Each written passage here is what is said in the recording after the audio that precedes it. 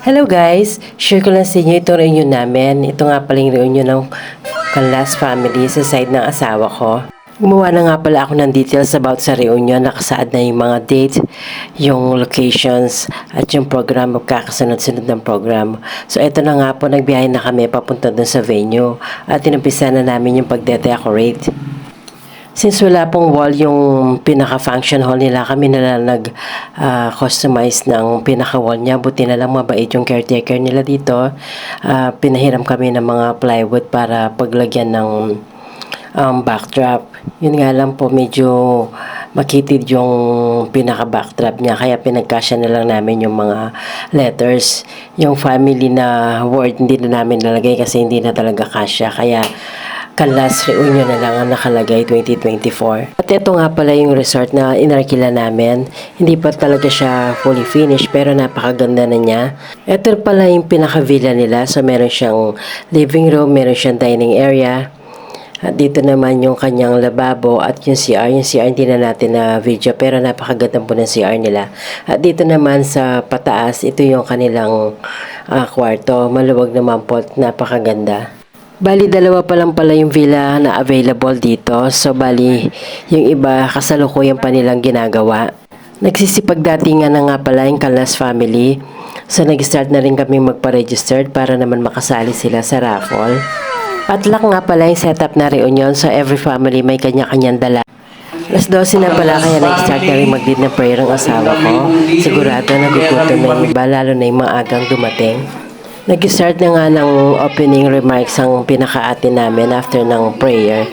May nga paluwaya sabi sa Kapampangan yung napapaiyak kasi namimiss niya yung mother-in-law ko. Every year kasi nakakasama namin sa reunion na to. Yun nga lang, nakakalungkot, hindi na namin siya nakasama. At last year pala yun ang pinaka-last na banding namin sa reunion na to. Nag-start na rin po pala yung pananghalian namin after na mag-opening remarks si Ate Lisa. At ito na nga po, napakasarap po ng mga food namin. May kanya-kanyang dalang every pamilya. Talagang mag-e-enjoy ka. Tinawag namin isa-isa in every family para hindi magulo. So nag-start kami sa pinakapanganay, which is the orange team. Yung pinaka-ate nila. And then yung pangalawa, the green team. And then yung pangatlo, yung pink. And then pinakahuli kami, yung yellow team. Napakarami po namin na talagang yung food.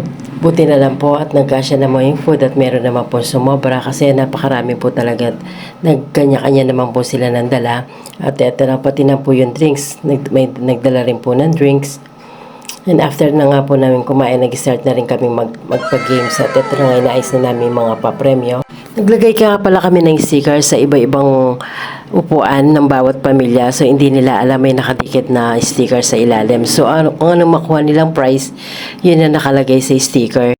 After na nga mag-claim ng kanilang mga prizes dun sa sticker, nag-start na lang pala kaming magparapol. So, ang una namin pirarapol is yung mga umbrella. Parang hindi yata nasulat yung pangalan ko kasi kahit isa wala akong nakuha. Nag-start na rin pala tawagin ng bawat pamilya. Sa unang tinawag is yung orange team. Ito yung pinakapanganay ng mga anak niya. At sumunod naman tawagin is yung pangalawa nila. Ito yung mga anak ng pangalawang magkakapatid. So, bali sila yung mga green team. Sunod naman nilang tinawag is yung pink team. Sila yung pangatlo sa magkakapatid na anak niya. At syempre, yung pinakamarami kami yon ang yellow team. Pinakabunso nila ay yung biyanan ko. So, ito na yung magkakapatid. Kami naman yung magbibilas na nagpa-picture. Maganda rin po talaga yung nagre-reunion ng ganito. At least nagkakakilalan kayong bawat pamilya. Minsan kasi hindi natin alam katrabaho na sila or kapitbahay natin sila yung pala. Kamag-anak pala natin sila. Nag-start na rin pala tayo ng pag-games. So, ito, kasali ako sa games na to. Ito yung putukan ng lobo. Ayaw, di ma!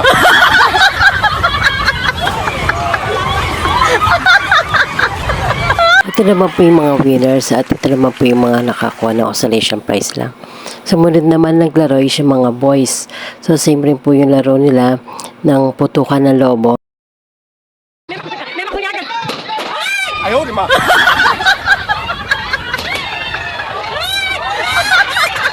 At Kompleto na po yung nanalo sa mga boys kasama ang asawa ko dito. Nag-start na rin kami palang magparapol ng mga bigas. Ito po pala yung mga masiswerteng nanalo ng mga bigas. Tayo kahit ano, wala tayong napalalunan, kahit tsinelas man lang sana. Pero ayos lang, nag-enjoy naman tayo. Pagkatapos na nga po pala ng parapol, nag-start na rin kami magmerenda. Hindi ko na pala na-videoan yung mga merienda. Meron nagdala ng pansit, spaghetti, may kakanin, mga desserts. Meron din yung pinaka-paborito ko is yung ginataang bilo-bilo. Sa Kapampangan ang tawag doon is sampelot. Napakasarap po kasi noon sampelot na yun is luto ng mga Kapampangan or merienda. Madalas kasi pag meron kami saging or banana, gumagawa ka rin kasi ako ng ganon kasi gustong gusto rin ng mga anak ko. Nagluto pala tayo ng spaghetti tsaka Big Mac at yun ang pinag-take out natin. Pagkatapos na nga magmerenda, yung iba nagpaalam na at napag-usapan na rin ang susunod or next year yung mga color coding. Yung color coding yun yung susuot namin color ng t-shirt na bawat pamilya. So yun sa amin for next year is red. Kung napansin niyo po, kami po yung nag-host sa event na to. Every year kasi iba-ibang family ang naka-assign. So since kami naka-assign, yung naka-assign po ay magpo-provide po para sa venue, sa mga giveaway, sa mga palaro. Pwede rin naman po kung sinong gustong mag-donate or willing mag-donate. Much better po. Donate kanina, yun po yung pinag-games namin. So nagsishare-share po kami ng bawat pamilya. So kung sino po yung medyo nakakaluwag-luwag, siya po yung nagsishare ng marami. So yung mga nalikom po namin pera, yun yung puprovide namin para sa venue, sa food, sa mga giveaways, sa mga palaro. Napakasaya po ng event na to at talagang mag-enjoy po yung lahat. At least once a year nakakapag-banding po yung bawat pamilya. Yun lang po share ko. Thanks for watching. Have a good day.